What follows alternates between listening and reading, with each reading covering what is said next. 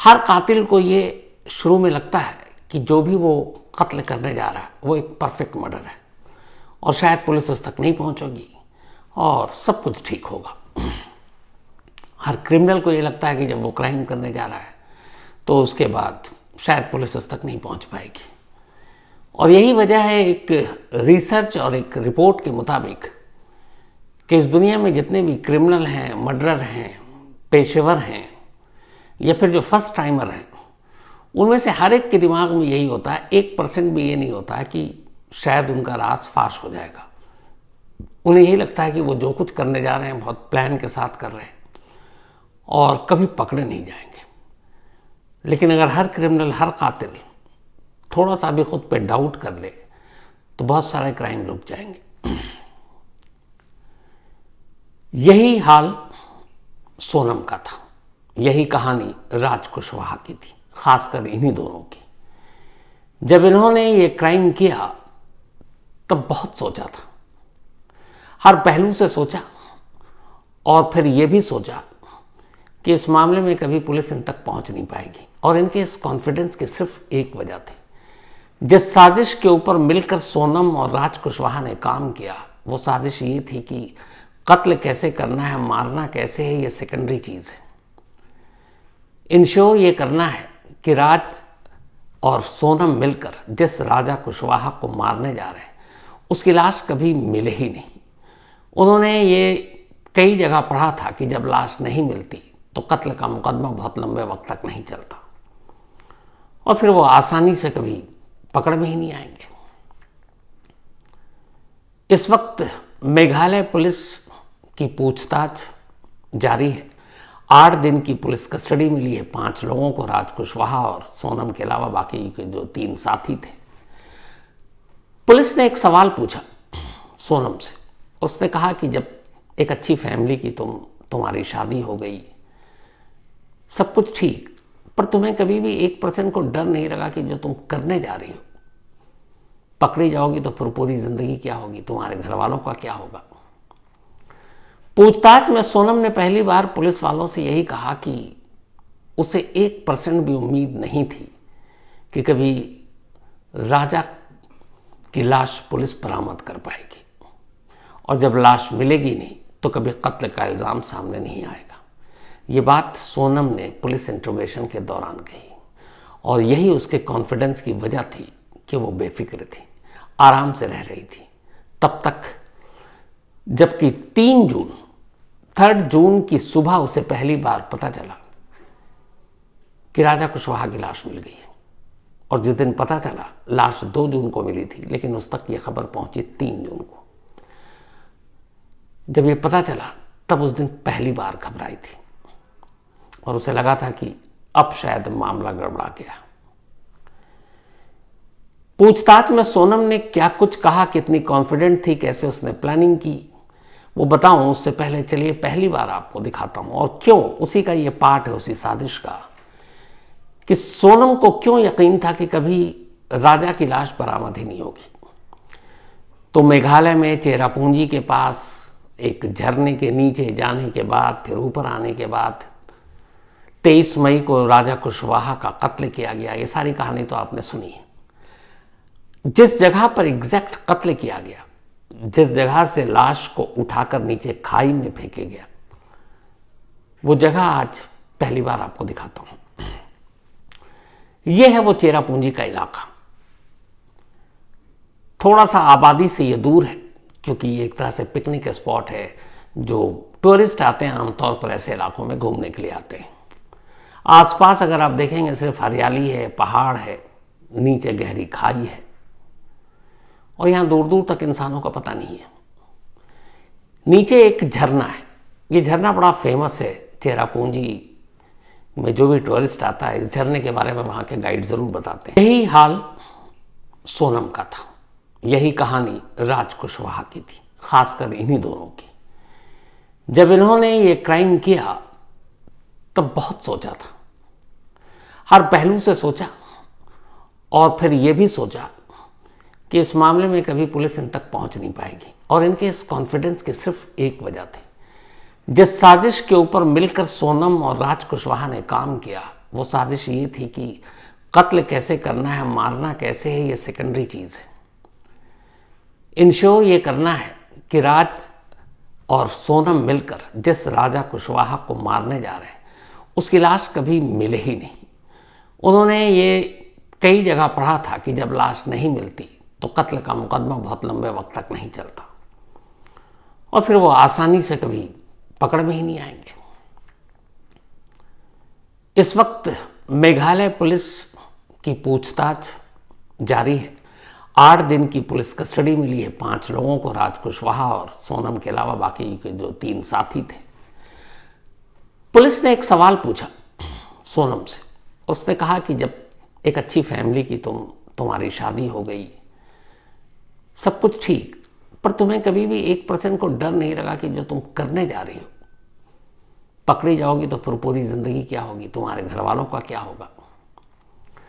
पूछताछ में सोनम ने पहली बार पुलिस वालों से यही कहा कि उसे 1% भी उम्मीद नहीं थी कि कभी राजा की लाश पुलिस बरामद कर पाएगी और जब लाश मिलेगी नहीं तो कभी कत्ल का इल्जाम सामने नहीं आएगा। ये बात सोनम ने पुलिस इंट्रोगेशन के दौरान कही और यही उसके कॉन्फिडेंस की वजह थी कि वो बेफिक्र थी, आराम से रह रही थी तब तक, जबकि 3 जून की सुबह उसे पहली बार पता चला कि राजा कुशवाहा की लाश मिल गई है। और जिस दिन पता चला लाश 2 जून को मिली थी, लेकिन उस तक यह खबर पहुंची 3 जून को। जब ये पता चला तब उस दिन पहली बार घबराई थी और उसे लगा था कि अब शायद मामला गड़बड़ा गया। पूछताछ में सोनम ने क्या कुछ कहा, कितनी कॉन्फिडेंट थी, कैसे उसने प्लानिंग की, वो बताऊं उससे पहले चलिए पहली बार आपको दिखाता हूं और क्यों उसी का ये पार्ट है उसी साजिश का कि सोनम को क्यों यकीन था कि कभी राजा की लाश बरामद ही नहीं होगी।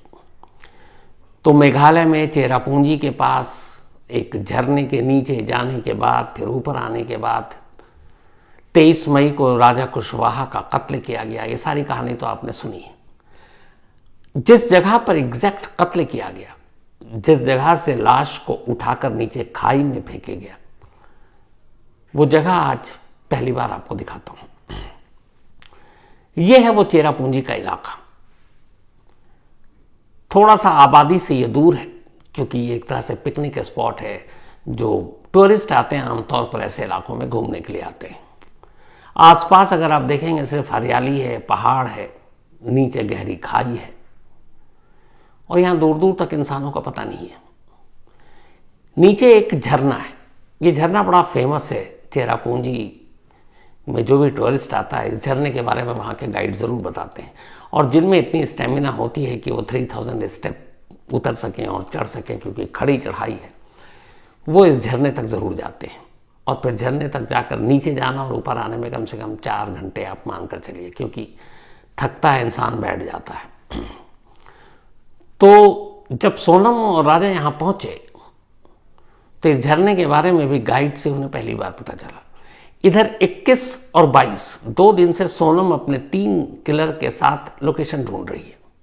2 लोकेशन मिला, मौका नहीं मिला, मौसम ने कभी साथ नहीं दिया, वो परेशान थी, ऊब चुकी थी। आखिरकार 23 तारीख को गाइड के थ्रू पहली बार पता चलता है कि एक झरना है। तो उसने पूछा झरने के आसपास क्या है, तब पता चला कि नहीं, वहाँ बिल्कुल सन्नाटा है। जब उसको लोकेशन के बारे में पता चला तब सोनम ने तय किया कि इसी जगह जाएंगे। उसके बाद 23 मई की दोपहर ये चारों यानी कि सोनम और उसके 3 किलर और 5वां विक्टिम यानी कि राजा कुशवाहा इसी जगह पर पहुंचते हैं। अब इस विजुअल को आप देखिए, कितनी खूबसूरत जगह है, वादियां हैं, हरियाली है, पहाड़ी है और ये झरना है। अब एक तरह से एक सेल्फी पॉइंट है। ये जो रेलिंग लगी हुई आप देख रहे हैं, ये सारी एक सेफ्टी मतलब सेल्फी लेने के लिए लोग, और रेलिंग इसलिए लगाई गई है कि रेलिंग के जस्ट नीचे खाई है गहरी। मतलब एक इंसान को ऊपर से नीचे फेंकें तो कम से कम 30 सेकंड से 1 मिनट लगेगा नीचे पहुंचने में। तो इसीलिए जब यहां पहुंचे ये लोग तो पहले ही नजर में कातिलों को और सोनम को ये जगह सूट कर गई। उन्होंने देखा कि आसपास कोई है नहीं। गाइड ने कहा था कि आपको जरूरत है, हमें लेकर चलेंगे। उससे पहले एक दिन गाइड साथ था, लेकिन राजा शायद गाइड को लेकर जाना चाहता था, पर सोनम को यह था कि अगर गाइड के साथ गए तो फिर तो कत्ल होगा नहीं। तो इसीलिए सोनम ने मना किया था गाइड के लिए, और उसने कहा कि हम लोग चलेंगे, रास्ता पता है, क्योंकि जगह जगह साइन बोर्ड भी लगे हुए थे, वो फेमस टूरिस्ट स्पॉट है। तो बिना गाइड के सोनम और राजा एक स्कूटी पे वहां पहुंच गए। यहां पहुंचने के बाद ये लोग नीचे जाते हैं, फिर ऊपर आते हैं। अब जब ऊपर आते हैं तो उसी वक्त फोन पे बातचीत होती है सास से। अब इसी रेलिंग के पास ये लोग थे, थके हुए हैं, चढ़ाई की वजह से सांसें फूल रही हैं। इत्तेफाक से ऊपर आने के बाद अब राजा कुशवाहा को वॉशरूम जाना था। अब वहां आसपास में वॉशरूम था नहीं, तो उसको खुले में जाना था, और उस वक्त दूर दूर तक कोई नहीं, मौका बिल्कुल सही था। तीनों धीरे से जिस तरफ राजा गया, एक चूंकि कॉर्नर ढूंढ रहा था, ये तीनों वहां पहुंचते हैं, और ठीक उसी वक्त पीछे से पहला वार आकाश करता है राजा कुशवाहा के सर पर। वो जब पलटता है तब उसके सर पर दूसरा वार, वो गिर पड़ता है। इतनी देर में सोनम को एहसास हो गया था काम हो गया। वो दूर खड़ी थी, पास आ जाती है। पूछताछ में पूछा गया कि क्या जब राजा कुशवाहा का कत्ल हो रहा था तो राजा ने अपनी आंखों से देखा था कि उसकी बीवी भी इन कातिलों के साथ है। सोनम ने इस बात से इनकार किया था, बोला कि नहीं, मैं तो दूर थी।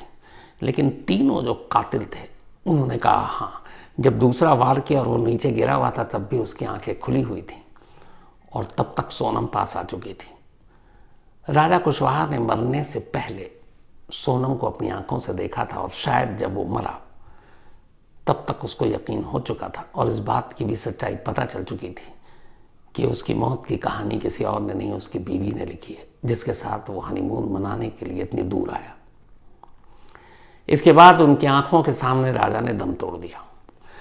अब आपको याद होगा, पहले आपको बताया था कि तीनों कातिल ने मिलकर अब उसके दोनों हाथ और दोनों पैर उन्हें पकड़कर उठाकर खाई में फेंकना था। तब आपको लगा होगा कि तीन तीन हैं, हट्टे कट्टे थे सारे, उठाकर अकेले फेंक सकते थे। अब इस जगह को देखिए, आपको एहसास होगा कि इसके लिए 4 लोगों की जरूरत क्यों थी। इस रेलिंग के पास ही एक सबसे लास्ट में जाकर एक मतलब चढ़ाई टाइप की बनी हुई, मतलब चबूतरा टाइप का, जिसपे आप चढ़कर, ये उनके लिए जो सेल्फी लेते हैं तो नीचे से अगर साफ नहीं दिख रहा तो थोड़ा सा एक स्टेप ऊपर है सीढ़ी, उस पर खड़े हो जाइए तो सामने का व्यू बहुत अच्छा दिखाई देता है, और वहीं पे नीचे गहरी खाई है। तो मुश्किल ये थी कि राजा कुशवाहा की मौत हो चुकी थी, वो जमीन पर था, अब उसे उठाकर खाई में फेंकना था। रेलिंग की ऊंचाई काफी थी, अब वहां से उठाओ और फिर ऐसे फेंको, उसके लिए ताकत चाहिए थी। तो फिर इन्हें मदद की जरूरत पड़ी। तब आई सोनम। इन चारों ने मिलकर सबसे पहले उसे नीचे से उठाकर इस रेलिंग के ऊपर चबूतरे पर रखा, जो एक स्टेप ऊपर था।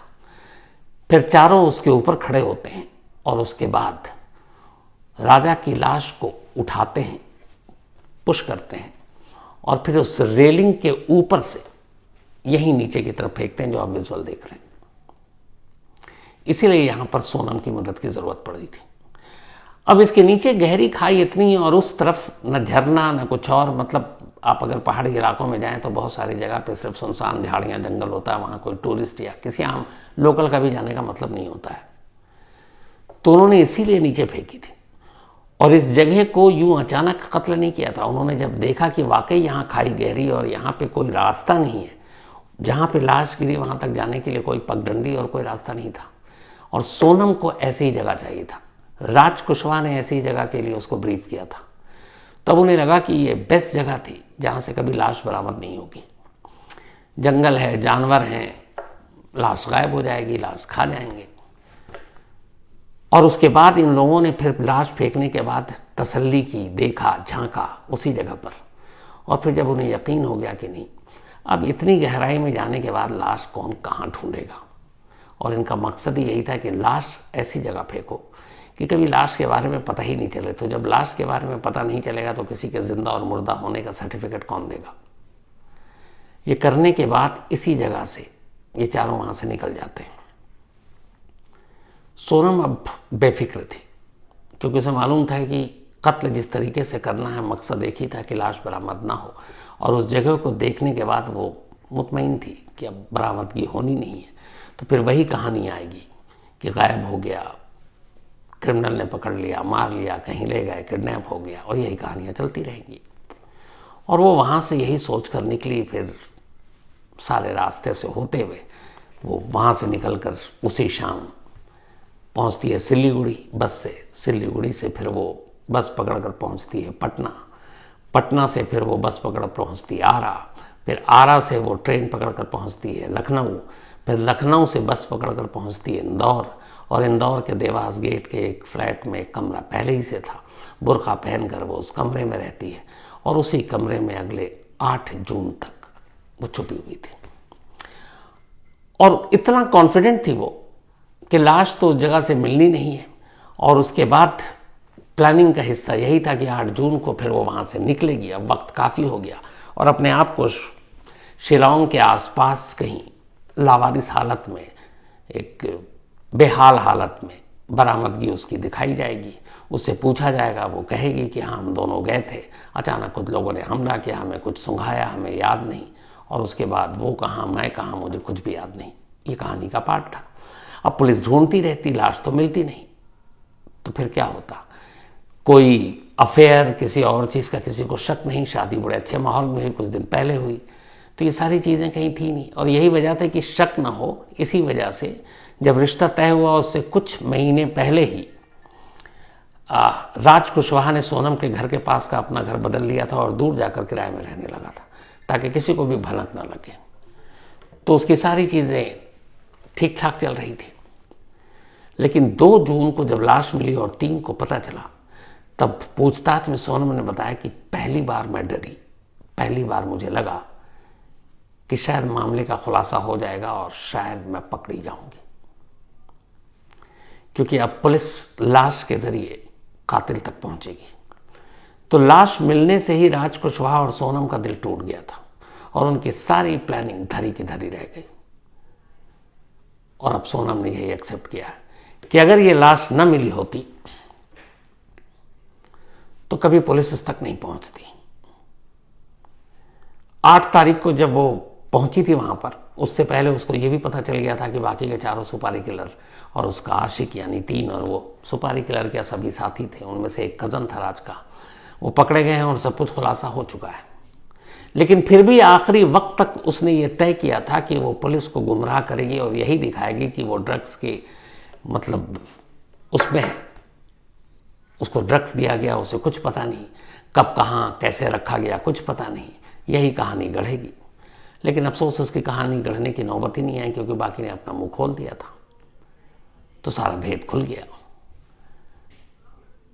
तो इसलिए जो शुरू में मैंने कहा था कि अगर कातिल को यह एहसास हो जाए कि नहीं वो जो कर रहा परफेक्ट जुर्म नहीं है, तो शायद ना करे। लेकिन यहाँ गड़बड़ ये थी कि जो पूरी पूछताछ उसने बताया कि कत्ल कब करना है, कैसे करना है, ये सेकेंडरी चीजें थी। जरूरी यह है कि लाश बरामद ना। और उसने कई ऐसे केस स्टडी किए, कई चीजों को पढ़ा कि जब लाश नहीं मिलती है तो अदालत में जनरली यही होता है कि कत्ल का मुकदमा कैसे चलेगा, क्या पता वो कल को लौट आए, क्या पता कहीं चला गया हो, किसी ने अबडक्ट कर रखा हो। तो पूरा फोकस यही था कि राजा की लाश न बन मिले। लेकिन अफसोस लाश मिली और इन लोगों की गलतफहमी दूर हो गई। अभी भी पूछताछ जारी है, कई और अभी खुलासे होंगे।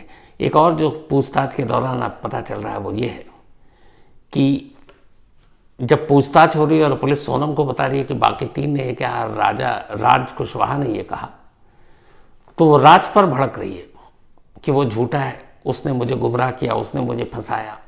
और अब तो ये भी तक कई बार उसने शुरुआत में कहने की कोशिश की कि मैं ये सब करना नहीं चाहती थी, मुझे राज ने उकसाया, मुझे राज ने बहकाया, मुझे कुछ पता ही नहीं था। लेकिन ऐसे कई सबूत हैं जिसकी वजह से अब जो 3 खासतौर पर कातिल थे, उन्होंने कहा कि जब 23 तारीख को हम कत्ल कर रहे थे इसी जगह पर जो लोकेशन आपको दिखाया, तो एक वक्त को उन्हें भी लगा, क्योंकि वो भी पेशेवर क्रिमिनल नहीं थे, ना सुपारी किलर थे, वो राज कुशवाहा के दोस्त थे, उनके लिए पहला क्राइम था। तो जब एक्चुअल वक्त आया मारने का तो वो तीनों भी घबरा गए, डर गए, क्योंकि इससे पहले यही था कि चाकू नहीं मारना, किसी और तरीके से नहीं मारना, धक्का देना। धक्का देने में और चाकू मारने में जमीन आसमान का फर्क होता है। तो यही था कि धक्का भी शायद खुद सोनम देगी, लेकिन अब वो 2 फ्लॉप हो चुके थे पहले, 21 और 22। इससे पहले गुवाहाटी में नाकाम हो गया मारने का। तो अब ये हुआ कि बस लास्ट है। यहां पे भी पहले ये लोग कहते इससे पहले तो पहुंचे नहीं थे, तो इन्हें यह था कि उस खाई में राजा को धक्का देना है। लेकिन जिस पॉइंट पर वो पहुंचे, उस पॉइंट पर जब उन्होंने रेलिंग देखी और ऊंची ऊंची रेलिंग, तो उन्हें लगा कि यहां से अगर सेल्फी लेते भी है तो धक्का कैसे देंगे। अगर आप ये विजुअल देखें तो उस रेलिंग के साथ धक्का नहीं दिया जा सकता, वहां किसी को उठाकर ही फेंका जा सकता है। तो उस रेलिंग को देखकर जो सोनम है उसको बड़ा धक्का लगा कि यहां से कैसे धक्का दे सकते हैं, वरना लास्ट तक ये था कि धक्का देकर मारना है। लेकिन वहां चांस थे नहीं धक्का देने के, कोई रेलिंग ऊंची ऊंची थी।